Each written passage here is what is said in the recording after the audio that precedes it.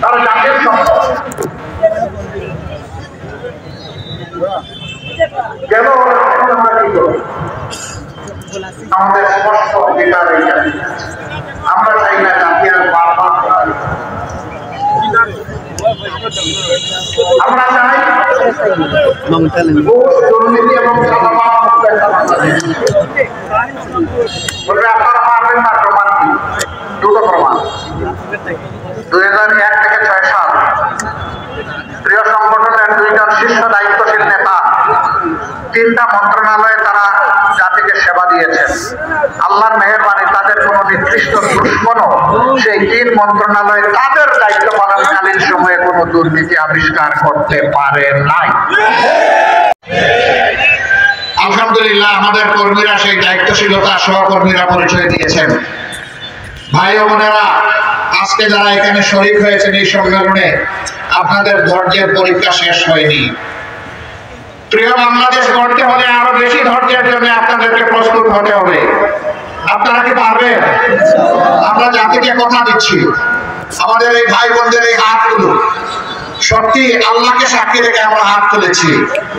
ইনশাআল্লাহ এই জাতির খেদমতের আল্লাহ সুযোগ দিলে আমরা একটা সাম্যের বাংলাদেশ গড়ে তুলব। আমরা বৈষম্যকে নির্বাসনে পাঠাবো। আমরা মেধার স্বীকৃতি প্রদান করব। আমরা পলিটোক্রেসি নয় মেরিটোক্রেসির ভিত্তিতে একটা জাতি গঠন করব।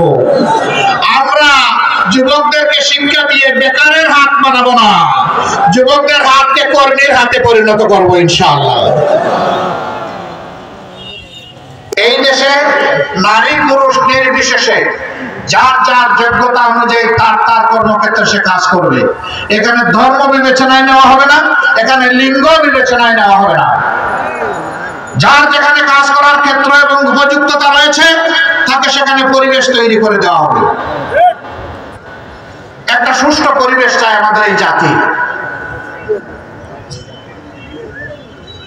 এই যুদ্ধ শুধু আমরা একা করি নাই, প্রবাসে যারা আছেন সমান তালে তারা আমাদের সাথে যুদ্ধ করেছেন।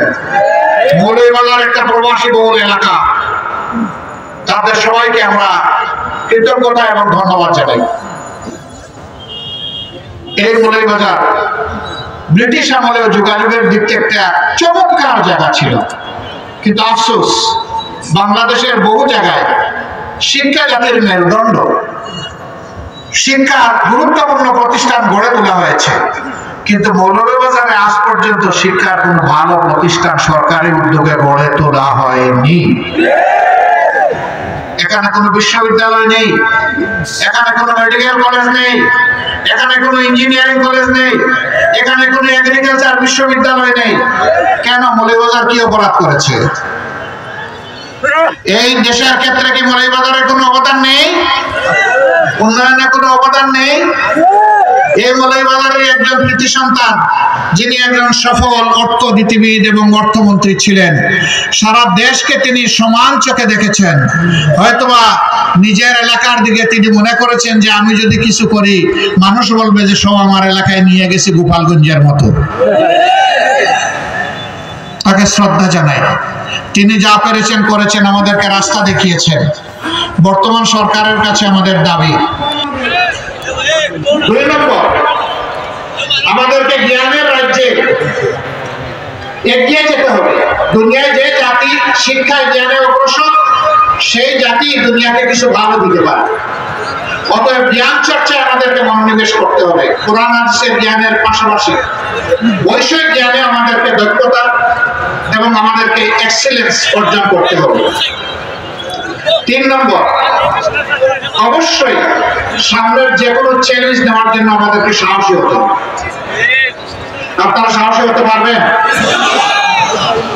শিওর পারবেন?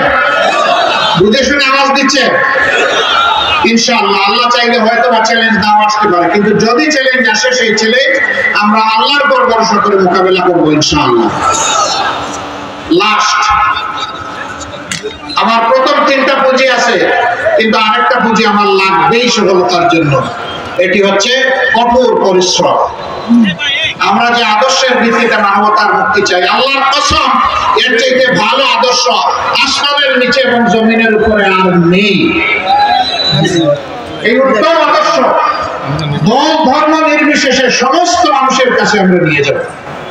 মানুষকে মানুষ হিসাবে সম্মান করব। সে কোন দলের কোন ধর্মের এটা আমি দেখবো না। সে আশরাফুল মাখলুকাত, একই আদম এবং একই হাওয়া আলাইহিস সালামের সন্তান। এ মানুষ আমার ভাই, এ মানুষ আমার বোন। সেইভাবে মানুষকে সম্মান করব, তার পেশা, তার সামাজিক মর্যাদার ভিত্তিতে নয়, বরঞ্চ তার কাজকে আমরা সম্মান করব।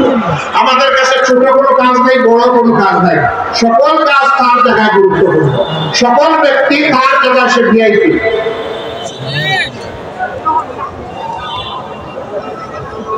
আমি আপনাদের সকলকে আজকের এই সম্মেলন সফল করার জন্য আমার পক্ষ থেকে আন্তরিক কৃতজ্ঞতা জানাচ্ছি।